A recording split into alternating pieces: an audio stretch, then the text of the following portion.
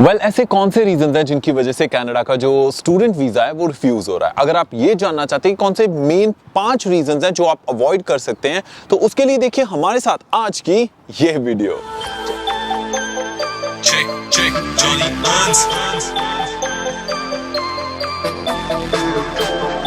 Check मैं हूं Johnny हंस और लेके हाजिर हूं आज की वीडियो। और आज की इस वीडियो में हम बात करने वाले हैं यार कि ऐसे कौन से रीजंस हैं जिनकी वजह से आपका जो स्टूडेंट वीजा है वो रिफ्यूज हो सकता है। और अगर आप अपनी स्टडी की एप्लीकेशन लगवाने वाले हैं, या फिर if you are interested in studying in Canada in any university और कॉलेज, तो ये वीडियो आपके लिए। और अगर आप ये वीडियो पहली बार देख रहे हो या फिर हमारे इस चैनल पे पहली बार आए हो, तो वेलकम टू द चैनल। और उसके साथ साथ सब्सक्राइब कर लीजिए इस यूट्यूब चैनल को और हिट कीजिए बेल बटन, क्योंकि इस यूट्यूब चैनल पे हम आपके लिए लेके आते हैं व्लॉग्स, पोएट्री और रैप। और आज की इस वीडियो में हम बात करने वाले हैं कि ऐसे कौन से रीजंस हैं जिनकी वजह से जो स्टडी वीजा है कनाडा का वो रिफ्यूज होता है। तो सबसे पहला रीजन यही होता है, विच इज ऑब्वियसली मिसरिप्रेजेंटेशन। यानी कोई भी इंफॉर्मेशन अगर आप उनको गलत देते हो और अगर उनको लगता है कि ये कॉन्ट्राडिक्टरी है, क्योंकि यार आप ये चीज़ याद रखिए कि अगर आपको ये लगता है कि आप बहुत स्मार्ट हैं, तो ये इमिग्रेशन वाले हैं, उनका रोज का काम है। दे गेट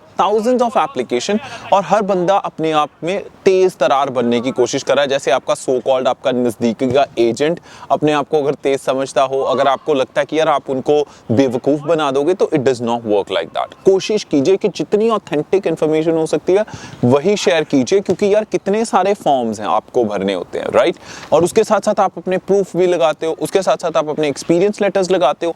तो झूठ झूठ ही होता है। wherever you try to falsify things, और अगर वो चीज़ सामने आ जाती है तो that's misrepresentation of information, और which is absolutely not acceptable by Canada immigration। तो obviously वो आपका जो स्टडी परमिट की एप्लीकेशन है या स्टडी वीज़ा की एप्लीकेशन है उसको रिफ्यूज़ कर सकते हैं। ये एक मेन रीज़न है कि ज़्यादातर जो रिफ्यूज़ल आते हैं। उसके बाद नेक्स्ट चीज़ हो जाती है, वो है आपका आइल्स और आपका जो एजुकेशनल बैकग्राउंड है। यानी आपका जो आइल्स स्कोर है वो अच्छा होना चाहिए। कुछ लोग ये कहते हैं कि यार जुगाड़ लगा के कम स्कोर पे हो जाएगा वीज़ा, या विदाउट आइल्स हो जाएगा। अगर यार ज़्यादातर केसेस में पहले तो यूनिवर्सिटीज़ कॉलेजेस एडमिशन देते नहीं हैं। अगर देते हैं तो वो इतने निकम्मे होते हैं, उनकी वैल्यू ज़्यादा होती नहीं है। जो आपको कहते थे कि यार जुगाड़ के साथ प्राइवेट कॉलेज में आ जाएंगे, ये वो दिस दैट, तो वो ऑब्वियसली एक ट्रैप होता है एजेंट्स का। आ तो जाओगे Canada, but what's after that, ठीक है। अगर आप अपना 10 से 15 हज़ार ख़राब नहीं करना चाहते, तो भैया बेस्ट बात यही है कि अच्छी तरह आइल्स दे लो। और ज़्यादा रिक्वायरमेंट तो है भी नहीं कनाडा की।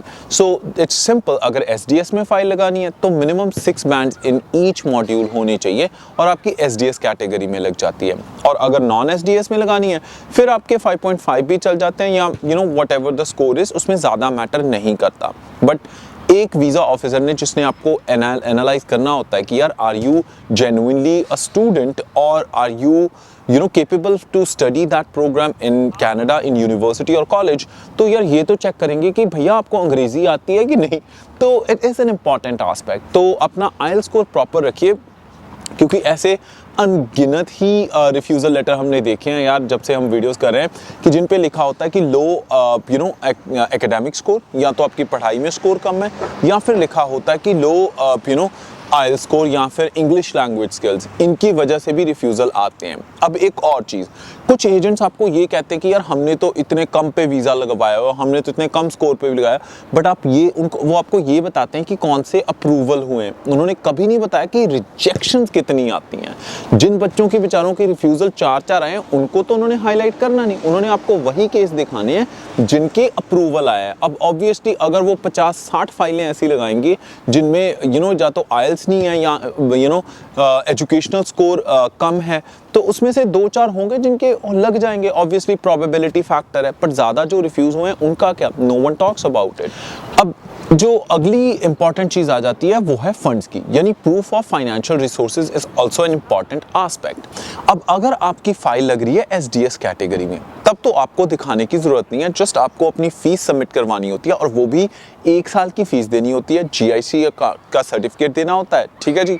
और आप अपनी फाइल लगा सकते हो। बट अगर आप नॉन एसडीएस कैटेगरी में जा रहे हो then you definitely have to show proper funds, that you have enough of funds to support your studies in Canada.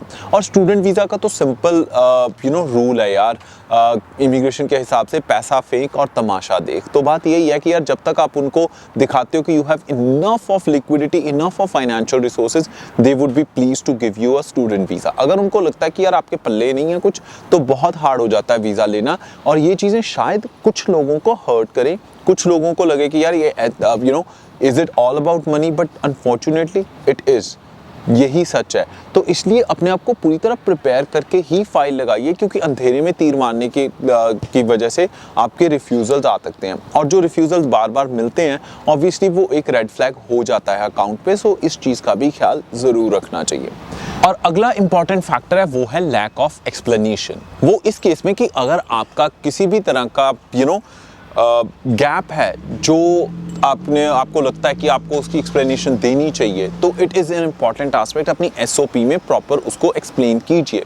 कुछ केसेस में तो यार लोगों ने एसओपी नहीं लगाई, यानी एसओपी अगर कुछ दोस्तों को नहीं पता तो मैं बता दूं, it is the statement of purpose, जिसमें आप ये लिखते हो कि आपने क्या किया हुआ है, आप क्या करना चाहते हो, कनाडा ही क्यों जाना चाहते हो, और आपकी स्टडी का जो प्रोग्राम आपने क्यों चूज़ किया है। तो you have to give a statement of purpose और उसको प्रॉपरली एक्सप्लेन करना पड़ता है। अगर आपका गैप है तो आपको ये एड्रेस करना पड़ता है कि आपका गैप क्यों है, आप क्या कर रहे थे उस टाइम फ्रेम में, अगर एक्सपीरियंस है तो किस तरह का आपका एक्सपीरियंस है, और उस एक्सपीरियंस लेटर्स को साथ में लगाना पड़ता है। ये इंपॉर्टेंट चीज़ें होती हैं। अगर आप चीज़ों को एक्सप्लेन अच्छी तरह नहीं करोगे तो ऑब्वियसली वीज़ा ऑफिसर को कोई जादू तो है नहीं है यार कि उसको कैसे पता चलेगा। How would he come to know कि यार what is your intention behind studying in Montreal, in Toronto or in Canada at the larger picture. So obviously explanation एक important aspect है जिसको आप ignore नहीं करते। जो लोग इस चीज़ को अच्छी तरह explain नहीं करते तो उनके cases में भी refusal ज़्यादा आते हैं। एक और चीज़ समझने वाली होती है कि यार imagine कि यार वीज़ा ऑफिसर ने वो 10-15 मिनट ही आपकी फाइल रिव्यू करनी है, बाकी सारा ऑटोमेटेड प्रोसेस है। अगर उन 10-15 मिनट में वो इम्प्रेस हो जाता है, कन्विंस हो जाता है कि आप एक जेन्युइन स्टूडेंट हो और एलिजिबल हो, देन ऑब्वियसली आपका वीज़ा ओके हो जाता है, you get your study visa. और अगर नहीं होता then obviously they have all rights to refuse it as well. So इस चीज़ का ख्याल ज़रूर रखना चाहिए। अब यही चीज़ लेके आती है नेक्स्ट पॉइंट पे, जो कि है आपकी प्रोग्राम आपने जो चूज़ किया है। So choice of programme is an important aspect अगर आप अपने स्टूडेंट वीज़ा की फाइल लगाते हो। बहुत सारे केसेस में यार इररेलेवेंट प्रोग्राम्स की वजह से भी आपके रिफ्यूज़ल्स आते हैं, यानी आपने प्रोग्राम ऐसा चूज़ किया हुआ जो आपकी जो प्रीवियस स्टडी से बिल्कुल मैच नहीं करता, जो आप लाइफ में करना चाहते हो अपने स्टेटमेंट ऑफ पर्पस दी है उससे भी मैच नहीं करता। तो उस केस में आपको इस चीज़ का ख्याल रखना पड़ता है कि आपकी जो चॉइस ऑफ प्रोग्राम है या फिर आपके जो गोल्स हैं वो आपके सारे सिंक करने चाहिए। There has to be a proper match. और अगर वो डिफरेंट भी हैं then you have to explain कि हाँ भी पहले आपने बैचलर्स ऑफ कॉमर्स कर रखी है, अब आप आईटी सेक्टर में जा रहे हो, तो क्यों जा रहे हो, What is the correlation? Maybe आपने जैसे MCIT में प्रोग्राम्स है बिजनेस एनालिटिक्स का, so which is a fusion of IT and business, so you have to explain it in your SOP कि यार आपने ये प्रोग्राम क्यों लिया है। अदरवाइज इररेलेवेंसी की वजह से भी आपकी स्टडी वीज़ा में दिक्कत आ सकती है। ये कुछ इंपॉर्टेंट पॉइंट्स हैं जो हमने देखे कि यार बहुत सारे स्टूडेंट्स गलतियां कर रहे हैं। आई एम श्योर आपका नुकसान ना हो, बट अगर आपको किसी कॉलेज या यूनिवर्सिटी में इन पर्टिकुलर एडमिशन चाहिए तो आप हमारी टीम को कांटेक्ट कर सकते हैं, हमें ईमेल कर सकते हैं apply@checkcheckservices.com पे, या फिर हमारी वीडियो की डिस्क्रिप्शन में हमने फॉर्म दे रखा है, आप उस फॉर्म को फिल कर सकते हैं। बट प्लीज़ मेक श्योर कि आपके पास वैलिड IELTS स्कोर होना चाहिए अगर आप कनाडा में किसी यूनिवर्सिटी या कॉलेज में स्टडी करना चाहते हैं। कुछ और दोस्त ये पूछना चाहते हैं कि यार यहाँ पे जो विजिटर्स आते हैं उनका विजिटर वीज़ा क्या स्टडी वीज़ा में कन्वर्ट हो जाता है, तो पॉसिबिलिटीज़ होती हैं, येस इट्स पॉसिबल। कुछ दोस्त ये पूछते हैं कि यार जो अगर आप विजिटर वीज़ा पे आए हो तो can you find out work और can it be converted into visitor visa. Yes, ऐसी अपॉर्चुनिटीज़ भी होती हैं। और अगर आपको आज की वीडियो अच्छी लगी, you find it valuable, please make sure to like this video.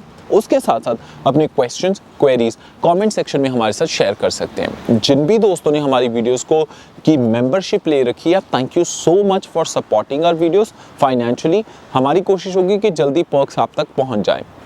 जो दोस्त नहीं जानते, तो हम हर संडे लाइव वीडियोस करते हैं जिसमें हम आपके लाइव क्वेश्चंस के आंसर्स देते हैं।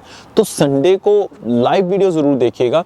और once again, if this is the first time you are watching our video, please make sure subscribe this YouTube channel और साथ में हिट कीजिए बेल बटन। आपके कनाडा आने की पूरी तैयारी की पूरी इन्फॉर्मेशन हम आपके साथ शेयर करते रहेंगे। और उसके बाद it's not only to study in Canada but to succeed in Canada, तो उससे रिलेटेड हम वीडियोस भी टाइम टू टाइम आपके साथ शेयर करते रहेंगे। And if you don't understand Hindi और Punjabi, if you understand only English, then consider watching our YouTube channel everything about Canada. Hit subscribe button of that channel and notifications so that you can get more content in English. On that note, फिलहाल मैं Johnny हंस लेना इजाजत। हंसदे मुस्कुराते रहो जी, रब रखा।